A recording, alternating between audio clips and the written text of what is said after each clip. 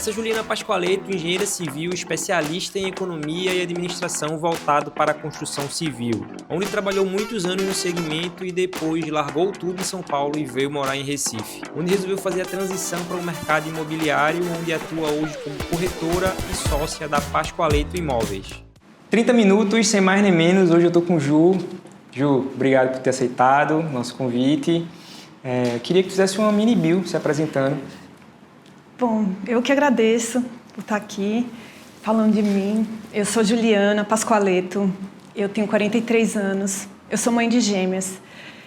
Eu me formei em engenharia, trabalhava com isso, mas por conta das meninas fui transicionando a carreira e aí, inspirada na minha mãe, que tinha me colocado como sócia na imobiliária, eu virei corretora.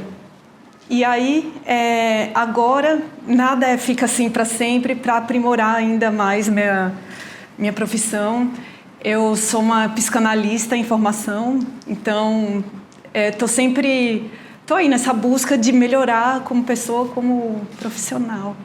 Massa. Ju, como é que foi esse processo, né? Você falou agora por alto que foi por sua mãe, eu acho que já trabalha com isso. Como é que transicionou para a Juliana Corretora? Isso. Olha, eu trabalhava na Igreja Universal, na engenharia da Igreja Universal. Era muito... Aí eu tive as meninas e falei, não, isso aqui não dá para mim, eu não sou feliz, eu morava em São Paulo. Eu falei, eu quero morar perto da minha mãe, que já morava aqui. E aí ela tinha me colocado como sócia na imobiliária. Até eu tive problema, assim, para conseguir meu seguro-desemprego. Não, quando a gente sai, é o seguro-desemprego, porque eu era sócia numa empresa. Eu falei, também agora eu vou fazer valer. Aí eu cheguei aqui, mas aqui em Recife, né? E minha mãe agendava a visita para eu atender. E quando o cliente desmarcava, eu adorava. Eu falava, ai, graças a Deus que... Eu nunca tinha vendido nada, né? Eu era mais da parte de compras nas obras, assim. Mas eu queria ter tempo para um horário flexível, né? E a minha mãe, eu passei a vida vendo como ela trabalhava, indo com ela aos plantões. Então, quem me formou foi ela antes de tudo, assim, quando eu era criança. E aí eu sei que a gente foi indo... começou a imobiliária, não tinha muita concorrência lá no Paiva. Ela era... Até o apelido dela é Giraia, assim, que ela não perde um negócio. Ela sempre consegue, com um jeitinho assim, fechar qualquer negócio e todo mundo sai feliz. E aí começou a aparecer... O Paiva cresceu muito na época da pandemia, né? Ela estava lá enquanto ninguém queria, ninguém confiava. Naquela época da Lava Jato, todo mundo tinha medo. E ela lá, né? Aí quando explodiu na pandemia, todo mundo quis ir morar lá. Aí apareceu um monte de corretor, um monte de concorrência. Então, a gente foi mudando o jeito de apresentar os imóveis e ninguém queria cuidar, né? A gente falava, não, a gente tem que ter um Instagram, e ninguém tinha vocação para isso, nem eu, nem minha... Porque as sócias somos eu, minha mãe e uma irmã minha, né? Aí a gente não queria fazer, contratou uma pessoa para fazer, mas ninguém queria apresentar. Aí eu falei, peraí que eu vou fazer isso direito. Já pegando esse gancho, eu já vou entrar justamente para a pergunta que seria isso. Quando foi que você percebeu que precisava comunicar melhor e por que o digital como ferramenta de comunicação? Eu achei, assim, o Instagram perfeito, porque eu queria mostrar o Paiva para fora. Eu via que mesmo as pessoas daqui de Recife não conheciam, não sabiam o que estava acontecendo lá. Eu falo Paiva porque naquela época eu morava lá e a gente trabalhava só lá dentro, assim. E aí as pessoas não sabiam como era, falavam, Paiva não tem nada. E o meu marido tem um restaurante lá, então além de eu vender coisa lá, eu investi dinheiro e tempo lá, né? Nossa família. Então eu tinha todo o interesse em mostrar o que era e eu não via jeito melhor do que por meio de vídeo. Você fazer vídeo e fazer a pessoa entrar lá, sabe? Tentar trazer a pessoa. E foi aí que eu falei, a gente tem que mostrar isso de um jeito legal, assim.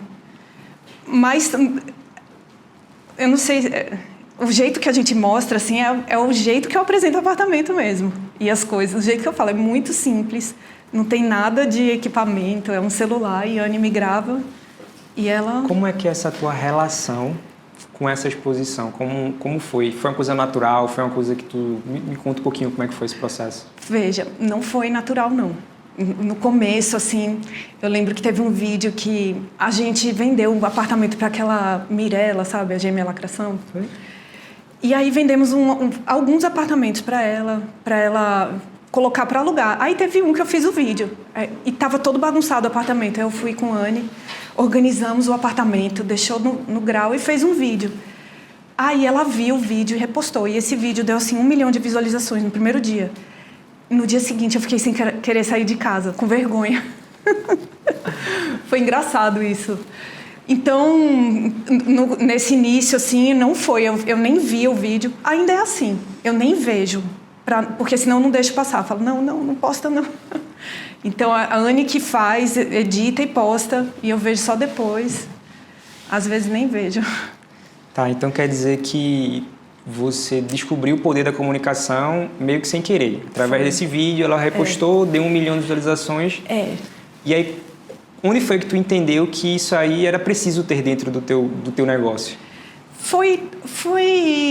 Eu entendi antes, né? Naquela época que eu falei, não, a gente tem que ter um diferencial, porque era uma competição muito grande ali dentro, né? Muitos corretores. Quando eu comecei, a gente vendia muito para os vizinhos, sabe? Um vizinho que morava aqui, queria mudar para outro condomínio, não era cliente de fora. Eu falei, eu preciso me colocar para fora, sabe? Colocar a Pascoaleto para fora, as pessoas conhecerem e ver nosso produto. Foi isso. Ju, me diz uma coisa, quais foram as tuas maiores dificuldades no início? Olha, falar de frente para a câmera. Eu tinha muito trauma, porque lá no começo, na época que eu estudava, da faculdade, eu não conseguia apresentar o meu TCC, de tão nervosa que eu fiquei, eu chorei. Eu já chorei em entrevista, na frente da pessoa, assim, ela perguntou, por que você quer trabalhar aqui? Eu comecei a chorar na frente do cara. Então, eu era uma pessoa traumatizada, assim, em apresentações, né?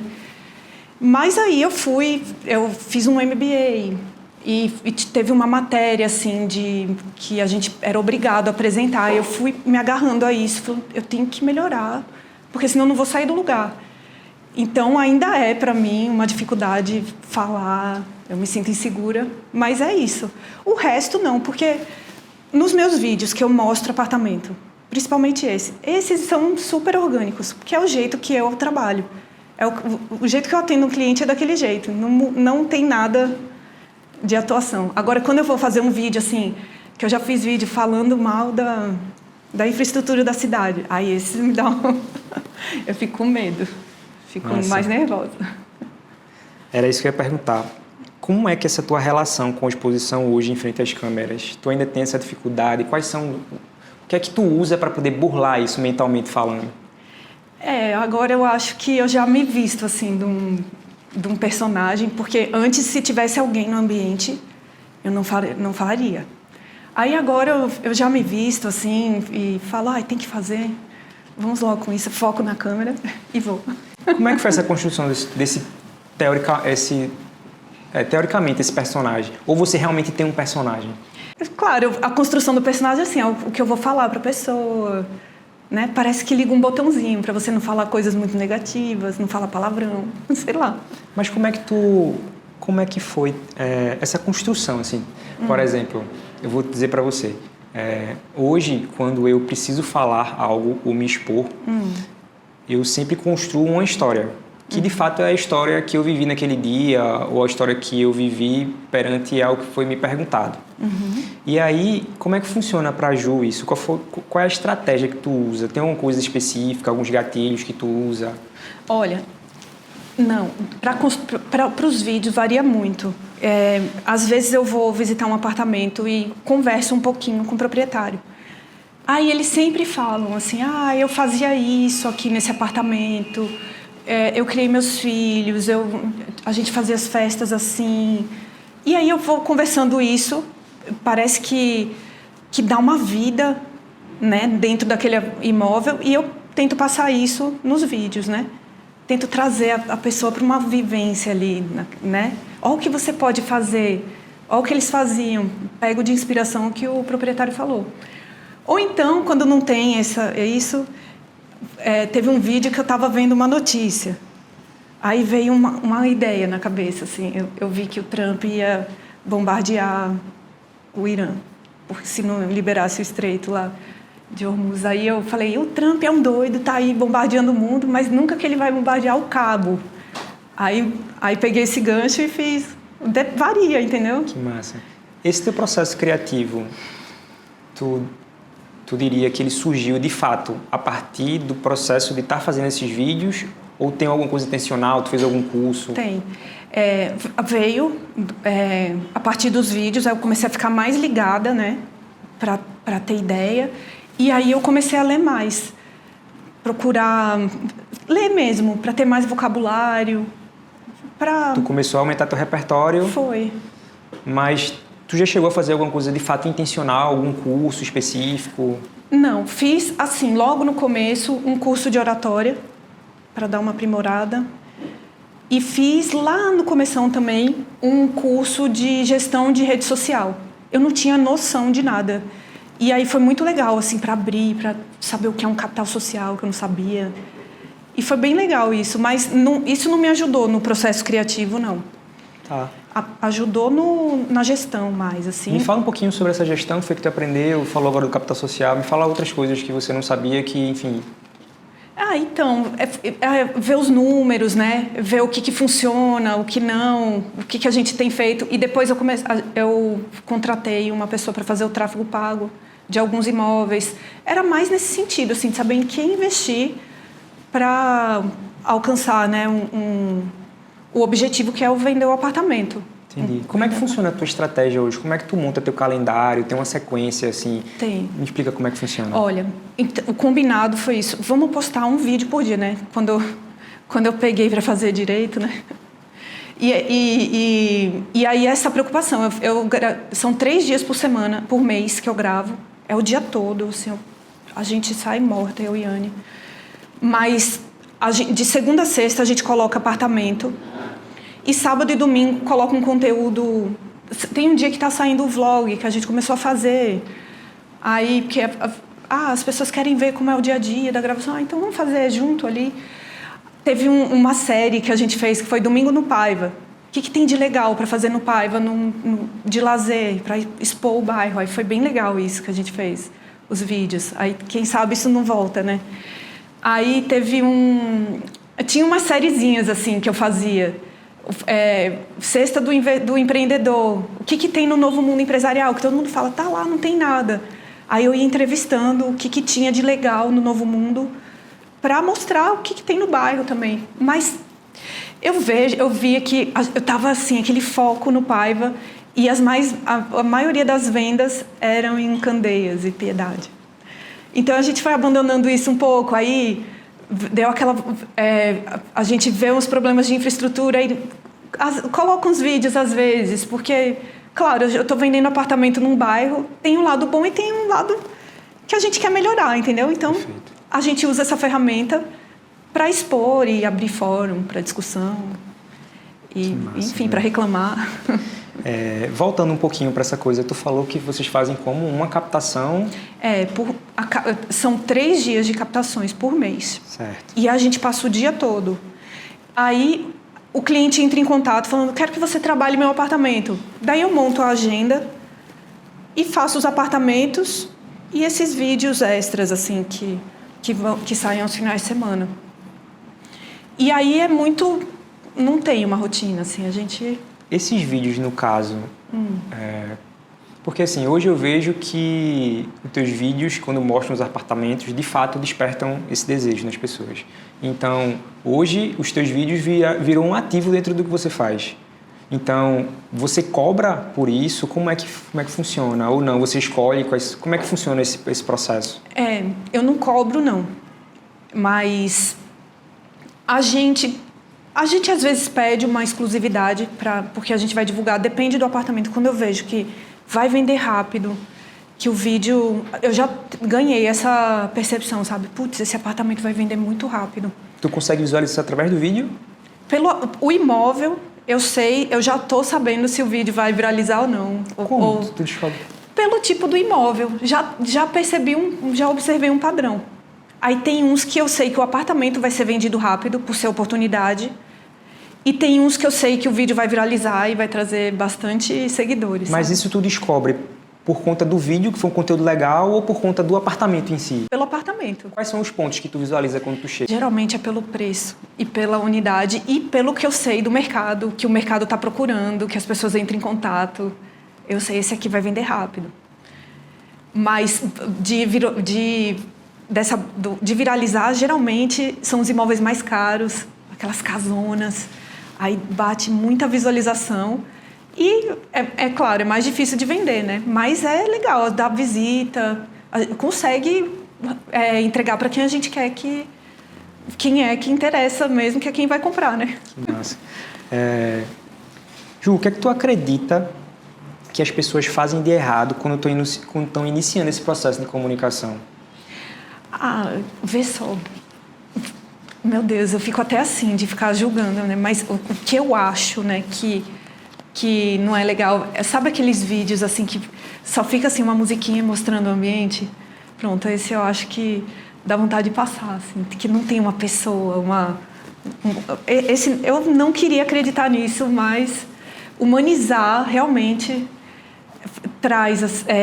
chama a atenção do público. Que massa. Coisa sem gente, eu acho que é o erro. Se tu fosse dar uma dica para quem está começando agora, o que é que tu diria para ajudar na construção da comunicação dessa pessoa voltado para o teu segmento? Eu acho que é ser você mesmo, como você atende seu cliente. Essa é a dica, assim, não ser aquela coisa, sabe, que parece que está lendo um roteirinho. Uma coisa assim, tô aqui atendendo meu cliente, eu sou assim, natural, não sei, eu acho que eu daria essa dica. Tá, vamos lá. Se você estivesse começando agora, o que é que você queria ter ouvido que você não sabia e você quebrou muito a cabeça para poder descobrir? Eu vou te falar que eu ouvi muito, mas demorei a obedecer, que foi isso. Vamos humanizar os vídeos.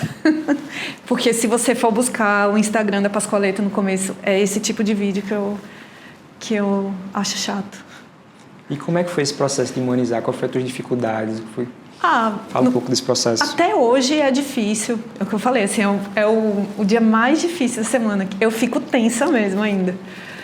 Mas realmente ouvir minha voz no vídeo, ver minha cara lá. Eu não acho, sabe como as pessoas são? Falam assim, eu odeio minha voz em vídeo.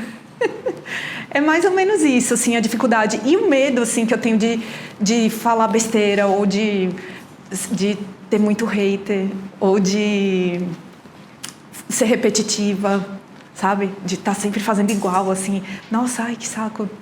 Ela sempre faz igual. Tu já teve algum conteúdo que deu hater? Já, esse do Trump, teve uns haterzinhos. Tipo o quê? Tipo assim, para de falar besteira. Mas eu não liguei. Como é que é isso que eu ia falar. Como é que tu reage a isso? Esses aí eu achei até engraçado. Foi? Eu tinha medo da minha reação. Meu Deus, como que vai ser isso quando eu for rejeitada? Mas foi engraçadinho. Hoje eu falo que no dia que eu chegar a ter hater, é porque eu acho que eu cheguei lá, assim. Eu tenho essa percepção, sabe? Não sei realmente quando chegar, né? Ju, me conta um pouquinho, dentro desse processo de psicanálise, alguma história legal. Não sei se também, nem sei se pode compartilhar, mas se puder, me fala como é que foi. Foi assim, olha, um cliente meu, ele viu um vídeo que eu fiz, que falando assim, você não precisa ser um milionário para morar no Paiva. Aí ele se empolgou, falou, então é menos de 1 milhão, né? Aí chegou lá, mas o apartamento não era o perfil dele. O perfil dele era assim, 1 milhão e pouco. E aí, a gente foi aquela negociação de preço, né? Aí chegou em 1 milhão. E eu vendo que ele estava ansioso, porque era 1 milhão o apartamento. Uhum. Aí eu cheguei para o dono do apartamento e falei, vamos baixar 20 mil reais, 10 mil, só para sair da casa do 1 milhão, porque eu tenho certeza que ele vai fechar. E dito e feito.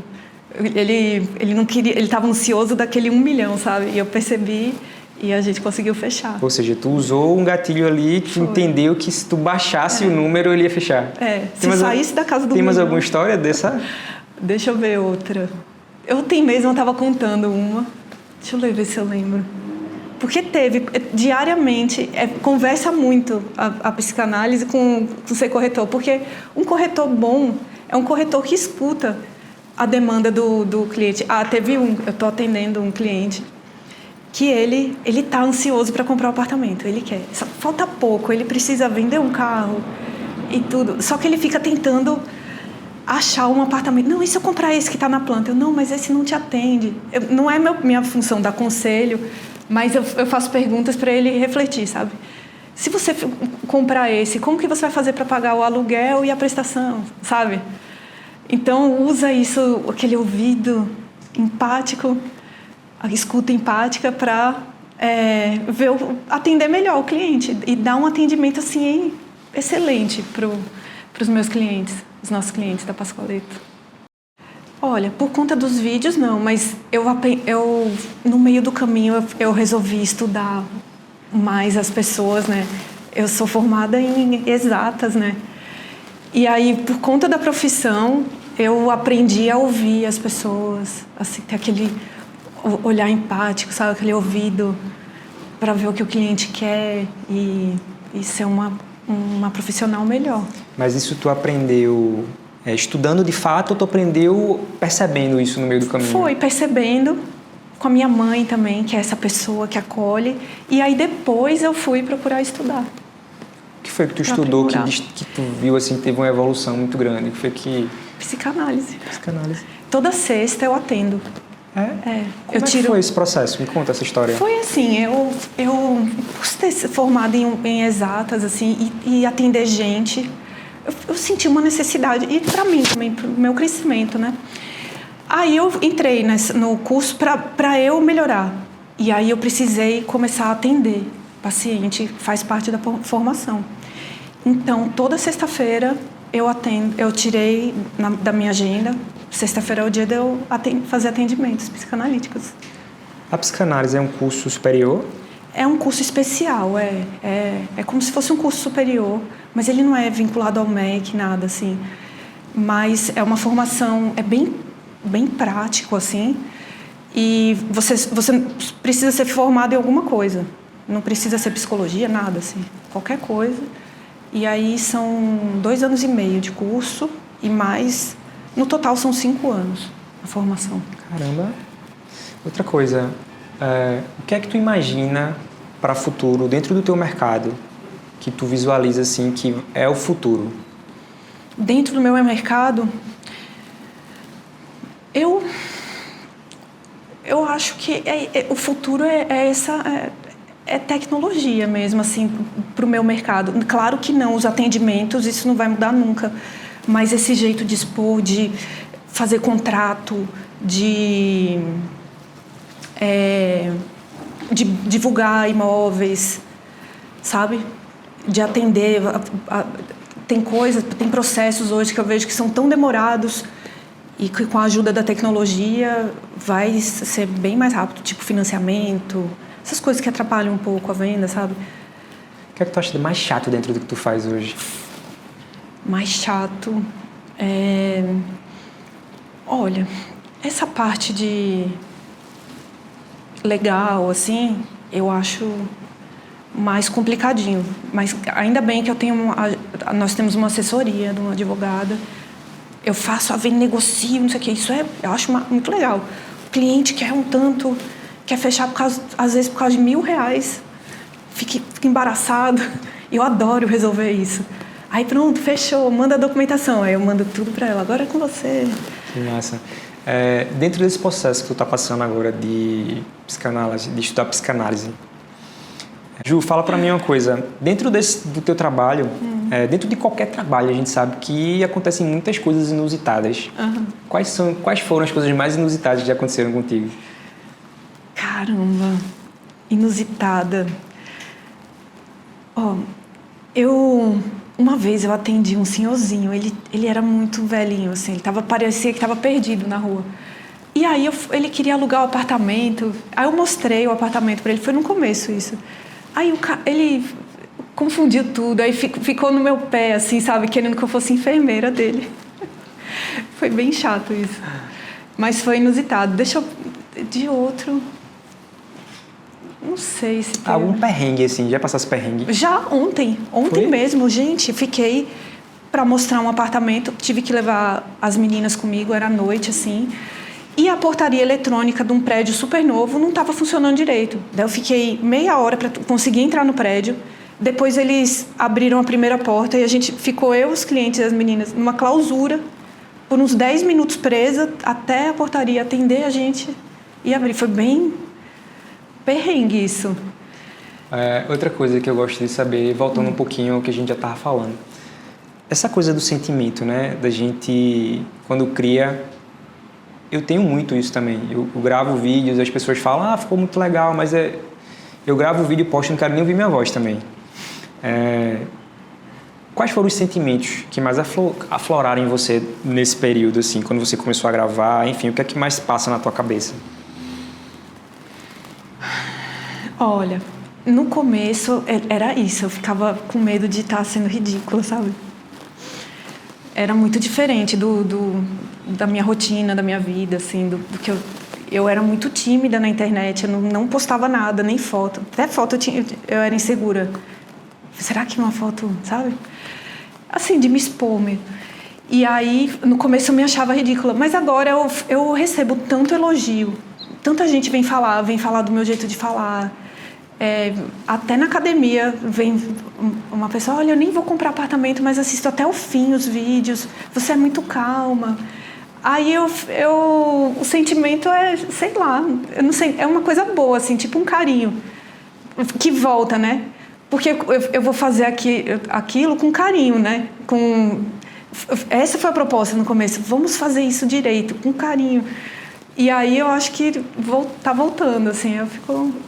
Tá, esse processo, como a gente está falando, né, que é muito difícil, a gente, enfim, muitas vezes começa por uma necessidade fazer, e depois que você começou a fazer, qual foi o primeiro sentimento que tu disse, tá, beleza, deu certo, preciso continuar? Qual foi esse momento?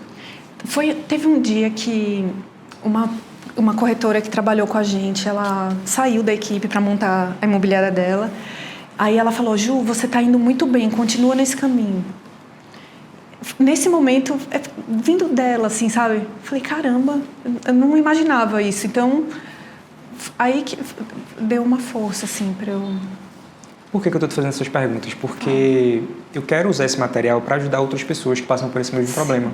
Porque eu sempre falo que a gente consegue ter muito mais visibilidade quando a gente começa a colocar nossa comunicação para falar sobre o que a gente faz, quem a gente é, para se posicionar de fato. Uhum. Então a minha ideia é justamente, Ju, eu amo seus vídeos, eu assisto seus vídeos, as pessoas falam, mas você chegou aqui e disse que não é fácil de fazer. Então,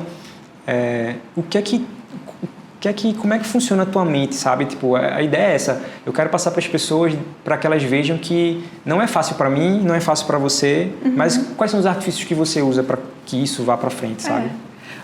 Não é fácil, é o dia da semana mais difícil para mim, mas é o melhor. É o que parece que eu trabalhei, sabe? De verdade, assim. Porque eu sei que vai vir frutos daquilo. E por que que o que eu sinto? É como se eu tivesse trabalhado mesmo. Não sei se eu cheguei lá. Chegou. Cheguei? Uhum. Ju, se tu pudesse deixar uma mensagem para Juliana de 10 anos atrás, sem falar para ela tudo que está acontecendo hoje, só pudesse deixar uma mensagenzinha assim subliminar, o que é que tu diria para ela? Nossa, 10 anos atrás era assim, eu ia falar para mim para ter calma, assim, sabe? Calma com essa ansiedade que era... Porque você vai encontrar, você vai se encontrar, você vai se achar. Fiquei até emocionada. Ju, poxa. Obrigado. Gente, espero obrigada. que você tenha gostado. A ideia é essa, ser um bate-papo rápido, até porque, enfim, a gente sabe da correria de todo mundo. E muita coisa legal. Essa questão mesmo da empatia, de ouvir as pessoas. Eu já tenho em mente vários cortes para poder falar sobre isso. Porque, de fato, é mais sobre ouvir do que sobre falar, né? Uhum. Hoje eu faço muito isso. Tem um cliente meu que chega com um problema, eu escuto. Antigamente eu já dizia, teu problema é isso, tu tá errado, tá fazendo assim. Hoje em dia eu escuto, ouço, aí eu digo, tá, e se a gente fizer isso e tal, eu começo a indagar ele, e aí ele começa a ver, ele começa a verbalizar que as coisas que ele tá fazendo são erradas, e ele mesmo diz, realmente eu acho que é melhor fazer, ele mesmo se resolve, entendeu? Oi. Porque quando a gente vai bater de frente, vai falar pro cara que ele tá errado, ele já entra em modo de reação, enfim, aí não rola. Pronto, é a teoria todinha de Freud. É? É isso aí. Preciso estudar psicanálise, então. É isso, foi massa. Obrigada, Obrigado. gente.